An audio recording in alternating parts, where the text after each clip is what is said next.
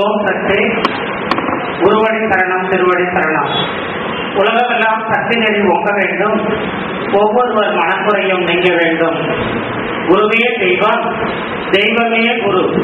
தெளிவு குருவின் திருமேனி காண்டல், தெளிவு குருவார்த்தை கேட்டல், தெளிவு குருமந்திரம் செப்பல், தெளிவு குருவின் திருவுருவத்தை சிந்தித்தல் தானே என்றார் திருமூலர்.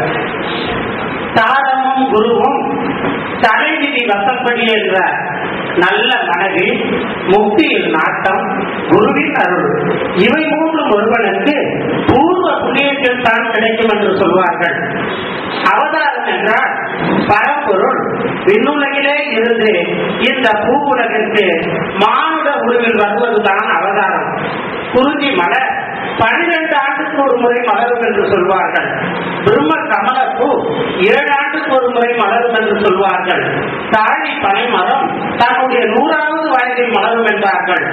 பரம்பொருள் அவதாரம் கலியில் அதர்மம் அளவு கடந்து போகின்ற பொழுது அதர்மத்தை அழித்து தர்மத்தை நிலைநாட்ட தெய்வமே இறங்கி வருவதுதான் அவதாரம்.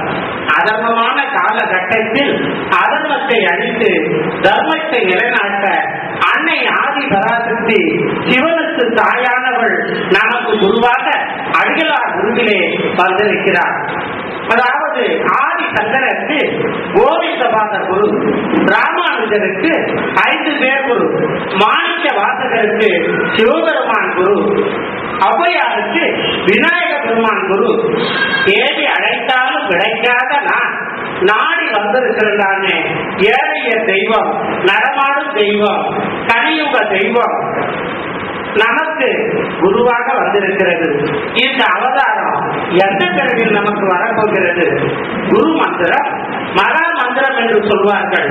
7 கோடி மகா மந்திரம் சித்தத்தை பிரமிக்க செய்வன. ஆனால் குரு என்று சொல்லக்கூடிய 2 அட்சரமாகிய அந்த மந்திரம் எல்லா மந்திரத்திற்கும் மேலானது. அதாவது குருவை பற்றி அறியாத ஒருவன் தவம் செய்வது, விரதம் இருப்பது, தீர்த்தமாடுவது, தர்மம் செய்வது இவையெல்லாம் வீண். குரு தத்துவம், குருவிற்கு பாதபூஜை செய்வது, குருவிற்கு உள்ளம்போடு நாம காணிக்கை கொடுப்பது, இவற்றிலே சில தேவ ரகசியம் அடங்கி இருக்கிறது. நீ உள்ளம்போடு குருவுக்கு கொடுக்கின்ற பொருட்கள் பிரம்மா, விஷ்ணு, சிவன் போன்ற மூவருக்கும் தாய், தந்தை, மனைவி என்னும் 7 தலைமுறைக்கு போய் சேர்ந்தான்.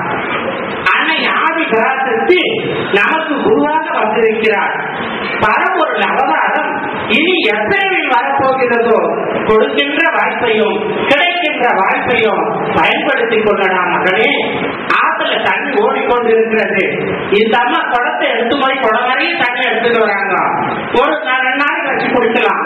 அந்த அம்மா சின்ன ஒரு பாத்திரம் எடுத்து போய் அதுல போட்டாடுறாங்க. ஒரு 2 வேலைக்கு குடிக்கலாம். இன்னொரு அம்மா தண்ணி எடுத்து நான் 2 கையில தாகத்துக்கு வரல குடிச்சுக்கிறாங்க. அந்த வேலைக்கு மட்டும் தாகத்தை தணிக்க முடியும்.